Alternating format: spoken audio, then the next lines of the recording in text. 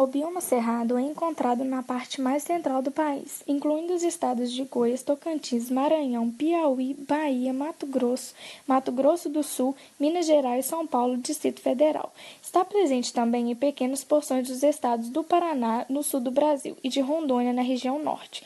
É o segundo maior bioma do Brasil e cobre uma área de 204 milhões de hectares. Embora atualmente se reconheça a riqueza presente no Cerrado, podemos afirmar que nem sempre foi assim.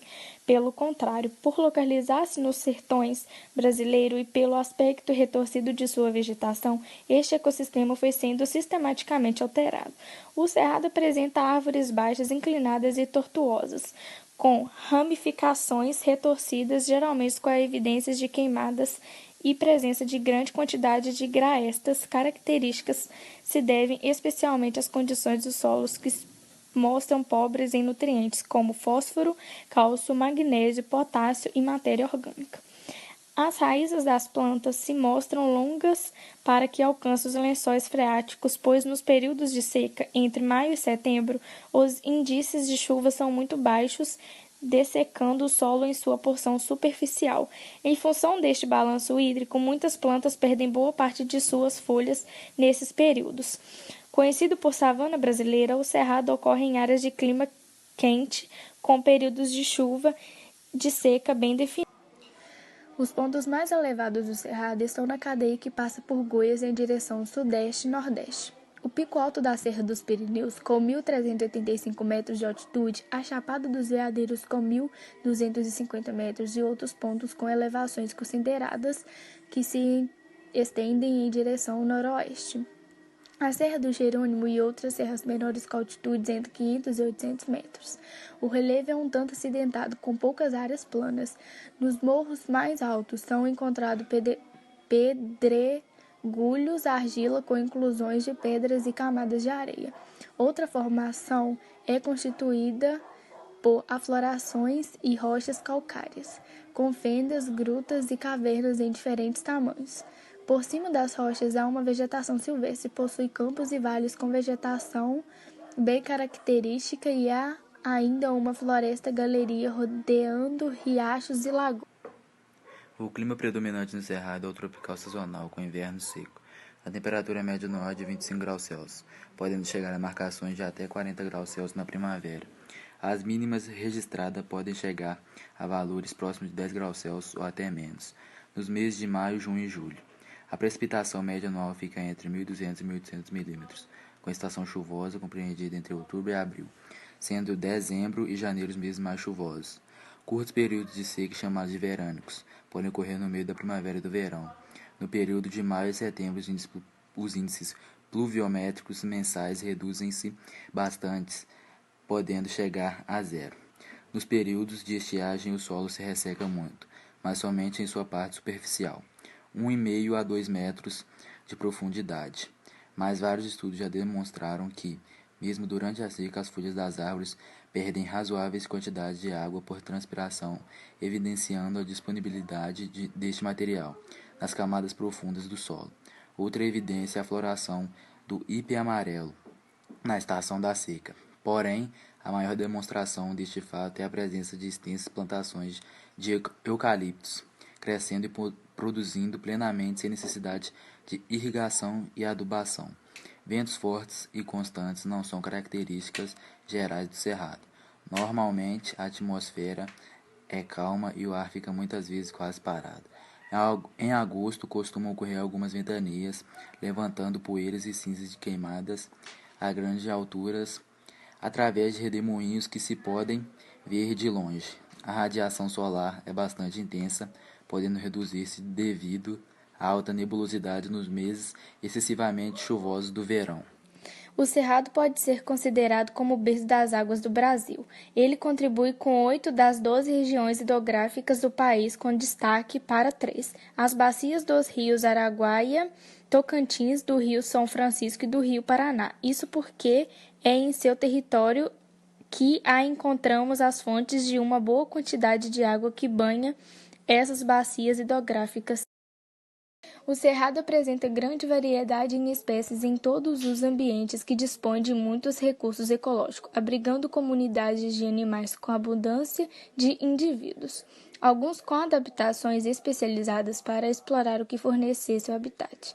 No ambiente do cerrado são conhecidos até o momento mais de 1.500 espécies de animais entre vertebrados, mamíferos, aves, peixes, répteis e anfíbios, e invertebrados, insetos, moluscos e etc. Cerca de 161 das 524 espécies de mamíferos pertencentes a 167 gêneros estão no cerrado. Apresenta 837 espécies de aves, 150 de anfíbios, das quais 45 são endêmicas, 120 espécies de répteis, das quais 40 são endêmicas. Apenas no Distrito Federal há 90 espécies de cupins, 1.000 espécies de borboletas e 500 de abelhas e vespas. Flora. Mesmo que não totalmente conhecida, a flora do Cerrado é bastante diversificada. Sua cobertura vegetal é a segunda maior do Brasil, abrangendo uma área de 20% do território nacional.